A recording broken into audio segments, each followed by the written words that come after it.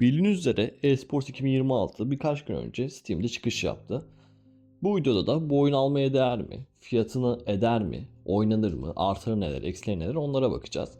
Videonun ilk 5-6 dakikasında bir oynanış kısmını göstereceğim. Genel bir fikriniz olması için. Ardından da artıları ve eksilerini sıralayacağız. En sonunda genel bir değerlendirme yapacağız. Öğretici mi? Gerek yok. Uy, Avusturya. İsmim Fabre. Sezgin. Soyadı Çakal. Tipimi değiştirebiliyor muyum? Ha, seçebiliyorum.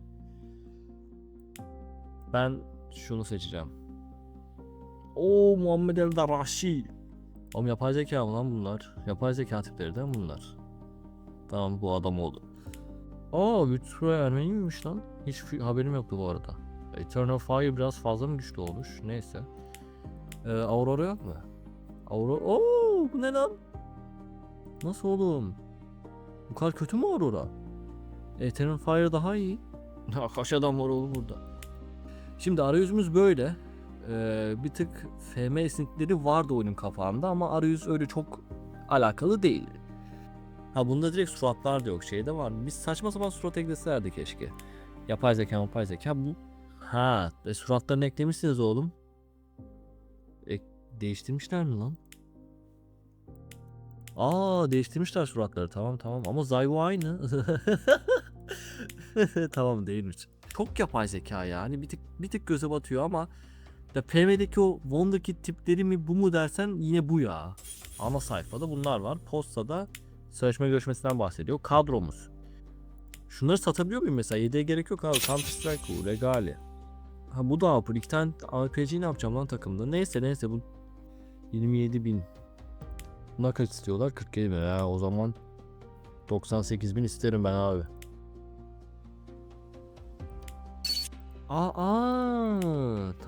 Tamam. Bu güzel olmuş bak. Hani diyor ki sana her şeyde mesela 5 tane strateji belirtebiliyorsun diyor. Takımın bunları oynayacak diyor. Tam alımda. Mesela savunma zamanlarında bunlar. Bunlara özel stratejiye gerek yok. Anti-terörist falan filan. Çeviri yapay zeka mı ya? Bazı yerlerde sanki patlıyor gibi hissediyorum. Oğlum, yeni teklif göndersenize, bak bu sinir bozucu olmuş. Şimdi biri sizin teklifinizi reddettiğinde lütfen üzerinde çalışalım, ne olur bir şey yapalım diyor ama pazarlık yapamıyorsunuz. Adam size karşı bir teklif sunmuyor. Yani siz öncesinde ne teklif verdiyseniz aynı teklifte bir daha soruyor, bir daha diyor ki hani bunu böyle yapabilir miyiz? Oğlum, yeni bir teklif ver, yapalım işte hani. Seçecek harita. Ben Ancient seçiyorum. Hello everyone and welcome to what should be a very spiker de var, exciting güzel. best of 3. My name is Travis and I'll be taking you through this game. Looking forward to it. Şimdi tur yönetimi bakalım. Yapma. Dur basit. Kontrollü oynayalım. Onayla. Bu strateji Let's get into round 1, into the pistol, and see who will get off to the cleanest start. Jota. Smoke attı bir tane mi de. Mesela durdurup şurada neye bakabilirim? Portreleri gösterebilirim. Kamera açısını ne yapabilirim? Tepeden bakış. İstatistikleri tamam. Tava basınca doldurdu diye. Aynen. Tamam. Hızı arttırabilirim. 2x olsun bakalım. Herkes support olduğu için kimse opening yapmıyor. Rigon Hazerki vurdu. Rigon 2 de vurdu. Dur şunu 1x'e geri alalım. Tamam. Oğlum oynayın lan, tam o kadar da kontrol değil. Gidin biraz. Biraz ilerleyin mi?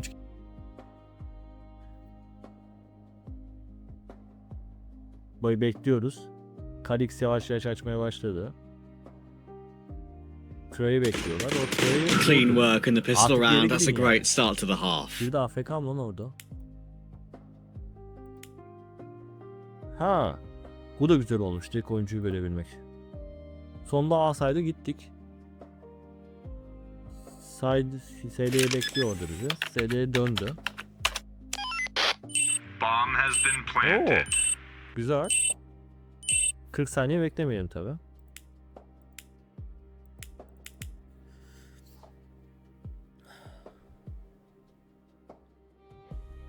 Aldık.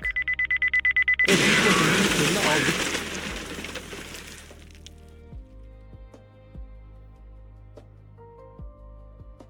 Ha, burada da yarı alım maralım seçiyoruz. Yarı alım olsun. Okay, Trade'de let's go. oynadım. Galiba trade'de oynamayı seçtim. Jota bir arke almış. Kalix arke almış. Alpay aynen. Kalix Nick'i vurdu. Kalix ne yapıyorsun lan? The big boy spray saldırdı down lan. and he gets a Göremedim. multi-kill. Aa, Kalix öldü. AK'yi alacak aynen. Şu anlık iyi gibi bu arada. Regale. Oğlum gidip bombayı mı kursanız? Bombayı bırakmanız geride. Terrorists Aldık win. tamam. Kalix 400 hasar vermiş. 4 kişi vurmuş. Tam alım. Aynen. Şu ne? Şunun ne olduğunu bilmiyorum. B'ye gidelim. Okay, let's go. Go, go, go!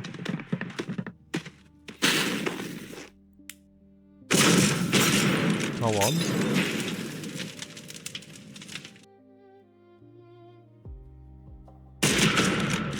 Oo. Hayır hayır. Clutch aldı. Jota. Kör etti.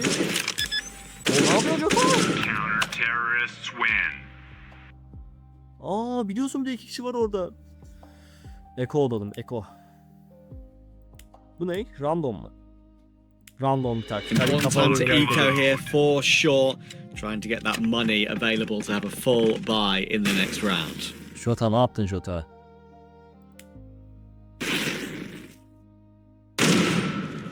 Jota vurmuş. Lidon vurmuş. Kalix Nick'i almış. Kalix AK mi çektin lan? Yemin ediyorum Eko yapıyorduk. The big boy spray Tamam, down and he Regali gets a biliyorum lan. multi-kill. Regali.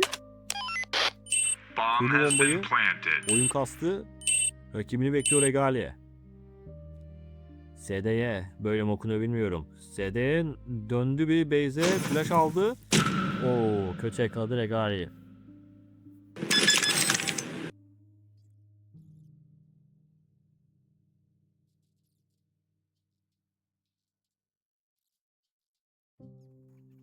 Evet, şunu yeni fark ediyorum. Türk yorumcularımız da varmış. Buradan yorumcu seçebiliyoruz ESC'ye basınca. Ve artık maçı kazanmaktan bir Şurada round uzaklıkta. Kunayan, Bıçakla kill geldi. Farkı ikiye çıkartıp önemli AWP'siyle HS'yi gönderdi. Türklerle de anlaşmışlar. Güzel yani. Bakalım nasıl olacak. İkinci yarı başlıyor.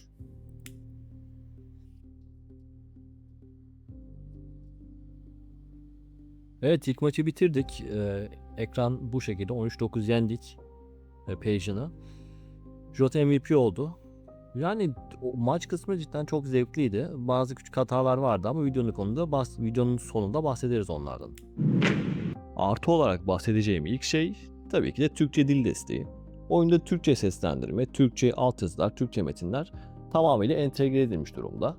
Bazı yerlerde biraz iğrelti duruyor. Hani böyle yapay zeka yapılmış olabilir, tam emin değilim. Ama özellikle destek konusunda hoşuma gitti. Yanlış hatırlamıyorsam demosunda yoktu. O yüzden Türkçe dilin olmayacağını düşünüyordum. Tam sürüme çıkarmayı başarmışlar. Bu bir artı. Onun dışında yine beğendiğim başka bir özellik de, takdir ettiğim şey de Türkçe spikerler oldu. Oyunda çok fazla spiker var. Hani farklı milletlerden onlarca spiker var. Türkiye'den de 3-4 tane spiker var. İşte Root olsun, Engin olsun. Yani sevdiğiniz spikerden maçlarınızı dinleyebileceksiniz. Lisans konusuna geldiğimizde beni cidden şaşırtan bir şey bu. Ben bu kadar takımın lisansını alabileceklerini düşünmüyordum. Çünkü oyunu geliştiren ekip öyle büyük bir ekip değil. Biraz daha mütevazi bir ekipler. Hani bu kadar takımın hemen hemen oyundaki %80, %90 takımların, oyuncuların lisansları var. Bu kadar lisans alabilmeleri gerçekten olumlu bir özellik olmuş. Olumlu bir hissiyat veriyor oyuna. Ve onun dışında lisans alamadıkları takımlara getirdikleri çözümler de hoşuma gitti. Mesela Vitality'nin ismini farklı bir şey yapmışlar. Şu an tam hatırlamıyorum kayda alırken. Zyvon'un ismini Zyvi mi? Garip bir şeyler yapmışlar. Yani oyuncuların isimlerini değiştirmişler. Suratlarını yapay zeka ile değiştirtip yeni suratlar oluşturmuşlar aslında. Oyunculara benzer suratlar.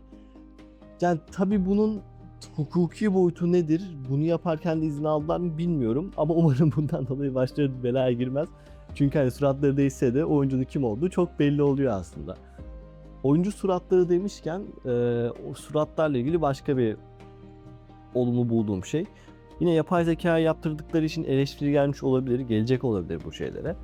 Ama oyundaki personeller gerçek insanlar olmadığı için yapay zeka rastgele suratlar ekletmişler. Ve o suratları personellere atamışlar. Muhtemelen oyun bunu rastgele bir şekilde veriyor. Onun dışında oyuna yeni Wonderkid'ler, hani yeni karakterler, yeni oyuncular geldikçe onlara da yapay zekadan rastgele suratlar atanıyor. Ya oyunda suratsız kimse olmuyor. Sadece Mouse Sports'taki insanların suratları yok. Yani onun dışında suratsız kimse olmuyor. Tabii bu olumlu bir şey ama çok fazla eleştiri geleceğini de tahmin ediyorum. Çünkü yapay zekayı bu kadar kullanmak insanların tadını kaçırabiliyor. Ama bence güzel bir özellik. Ya FM'deki o garip suratları bunu her şekilde tercih ederim ben. Yapay zeka olsun ya da olmasın.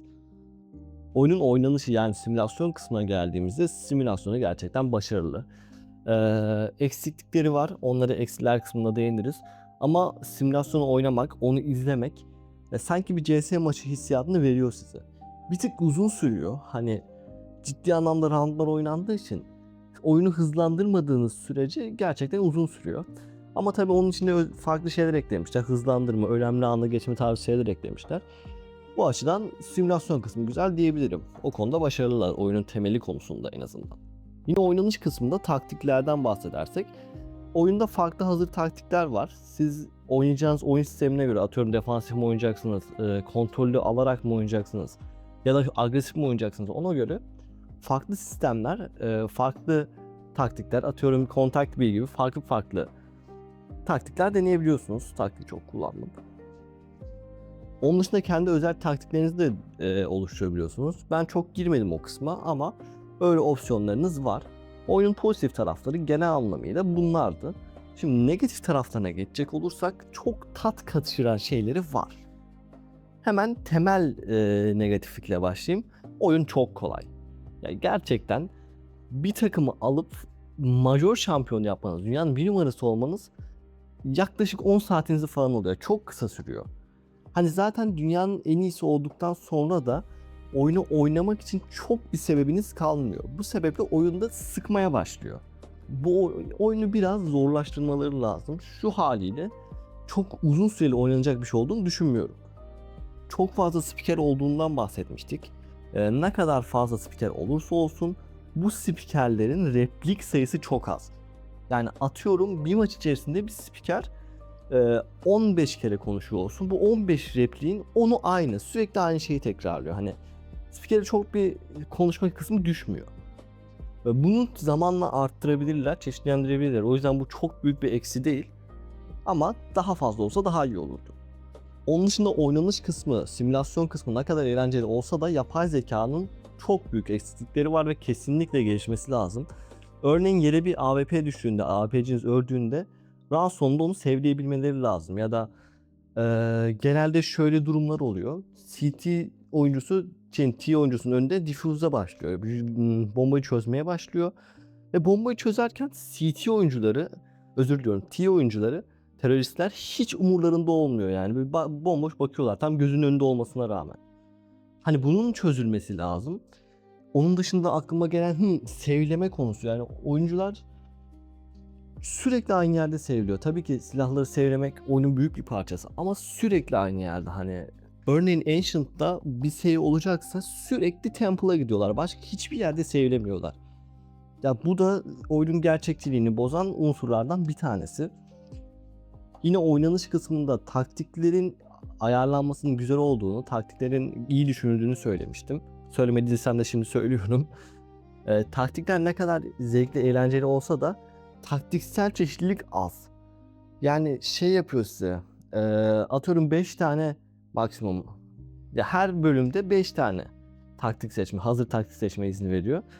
Hani öyle olunca bir süre sonra 12 roundda sürekli aynı 5 şeyi yapmak insanı sıkıyor. Ve saçma geliyor yani niye sürekli aynı 5 oyunu oynayayım?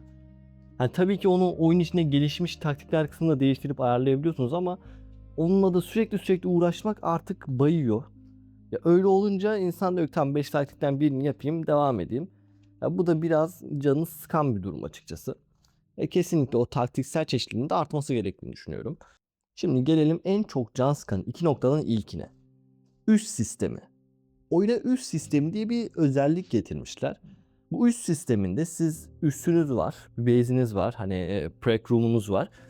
Bu odayı geliştirdikçe, yeni ekipmanlar aldıkça oyuncularınızın temel yetenekleri artıyor. Atıyorum her oyuncunun AP skillini sen iyi bir klavye aldığında ya da sponsorların sana iyi bir klavye verdiğinde her oyuncunun AWP skillini atıyorum 3 puan ekleniyor. Hani böyle olunca oyun tamamen kırılıyor. Çünkü dünyanın en kötü oyuncusunu da alsanız o ekipmanları iyi yaptığınız sürece, base geliştirdiğiniz sürece tüm oyuncularınız zayıf oluyor. Hepsi 20-20-20-20 sıralanıyor böyle. Dünya yıldızı oluyorlar. Ya öyle olunca maç kaybetmiyorsunuz. Oyunun kolaylaşmasının sebeplerinden birisi de bu. Ya zaten üst sistemi bana yapı olarak da saçma geliyor. Başlangıçta böyle iğrenç, rutubetli bir üste başlıyorsunuz. Hani yani dedim ki koskoca Eternal Fire burada mı çalışıyormuş yani ben gelmeden önce. Ya saçma. Tycoon oyunlarına biraz dönmeye çalışmışlar ama bence hiç olmamış ya. Bu sistemin tamamen kalkması gerektiğini düşünüyorum açıkçası. Çünkü oyuna inanılmaz bir dengesizlik getiriyor. Bakın şu an ekranda oyuncuların istatistikleri var. Hani neden böyle dediğimi anlıyorsunuzdur diye tahmin ediyorum. Oyunun en büyük sıkıntısı ise bana göre transfer sistemi. Şimdi transfer sistemi öyle bir iki hata gibi bir şey değil. Tamamen yanlış, tamamen kopuk. İlk başta yapacağınız transferlerden giderek başlayayım. Şimdi bir oyuncuya teklif yaptığınız zaman eğer teklifiniz reddedilirse size daha yüksek teklif yap, daha düşük teklif yap, hani bir pazarlık şeyi vermiyor. Reddettik diyor, yeni bir teklif yapın diyor. Siz de kafanıza göre yeni bir teklif gönderiyorsunuz. O teklifle iyi mi teklif yaptınız, kötü mü teklif yaptınız bilmiyorsunuz. Çünkü oyuncunun piyasa değeri var ama bu değerler anlamsız. Rastgele değerler. Şimdi siz o oyuncuya teklif yaptığınızda 2-3 tekliften sonra eğer takım reddediyorsa bir ay bir daha teklif yapamıyor. Yani bir pazarlık kısmı gelse güzel olurdu. Hani FM'deki mantığı düşünüyorum biraz. Hani aktif bir şekilde bir transfer görüşmesi yapsak. Çünkü sürekli e-posta yanıtına e-postaya cevap ver. Ya gerçekçi gelmiyor açıkçası. Bir pazarlık olması lazım. Onun dışında yapay zekanın yaptığı transferler de çok saçma. Yani atıyorum Mongols 5 kişilik Moğol kadroyu bozuyor. Bir anda garip garip adamlar almaya başlıyor rastgele. Mesela Zanteres Aurora'dan ayrılıyor, Navi'ye gidiyor. Kalix'e akıl almaz teklifler geliyor. Kalix Navi'de falan oynuyor böyle garip garip şeyler. Yani mantıklı değil. Transferle ilgili en büyük sorun da oyuncu sirkülasyonunun çok fazla olması. Takımlar sürekli transfer yapıyor. Yani bu kadar olmaz. Bir gün içinde en az 20 tane 30 tane transfer yapılıyor ve saçma, tamamen saçma. Vitality bir anda tüm takımını bozuyor, farklı insanlar almaya başlıyor. Mezi'yi asgari ücrete transfer ettiriyorlar saçma sapan takımlara. Yıldız oyuncularını yolluyorlar. İstediğiniz oyuncuyu çok ucuz sürede kiralık alabiliyorsunuz. Ya transfer sistemi tamamen fiyasko. Nasıl yaparlar bilmiyorum. Transfer sıklıklarını kesinlikle azaltmaları lazım. Bu kadar sirkülasyon olmaz büyük takımlarda. Onları düzeltmeleri, azaltmaları lazım. Onun dışında şu an aklıma gelen başka bir şey yok. Oyunun artıları ve eksilerini bu şekilde sıralayabiliyoruz. Genel bir değerlendirme yaparsak ve oyun alınır mı alınmaz mı o noktaya biraz bakarsak oyun tüm eksilerine rağmen yine bir şekilde kendini oynatıyor. Yine güzel bir oyun. Ama 10 saat gibi bir süreden sonra sıkmaya başlıyor. Şimdi öncelikle eğer e-spor camiasını, e-spor olaylarını seviyorsanız, bu tarz yönetme oyunlarını da seviyorsanız bu oyun sizin için her kusuruna rağmen çok güzel bir oyun olacaktır. Her şekilde o 7 doları ödeyip almanızı tavsiye ederim. Ama eğer o kadar da bağımlı değilseniz yine 7 dolar verilip alınabilir. Çünkü 7 dolar yeni çıkan bir oyun için çok düşük bir para. Oyun biraz fazla tycoon kafasına kaymaya başladığı için ben çok sevemedim. Ben daha çok yönetme tarafında keyif aldım. Major kazandıktan sonra da oyun benim için bir anlamı kalmadı. Ama derseniz ki bunun serisini yaparım. Yani dediğim gibi tekrar hatırlatayım. Eğer bu tarz oyunları ve e-sporu seviyorsanız kesinlikle almalısınız. Ama çok nötrüm diyorsanız alıp deneyin, 2 saat sonra eğer sıkılırsanız iade edersiniz. 7 dolar büyük bir para değil. Yaklaşık 350-400 liraya denk geliyor. 2 tane döner parası. Tabi her şey döner parasıyla kıyaslamak da doğru değil. Döner de pahalı olduğu için. Öyle yani. Bu videoluk bu kadardı. Eğer bunun serisini yapmamı isterseniz yorumlarda belirtebilirsiniz. Hoşça kalın.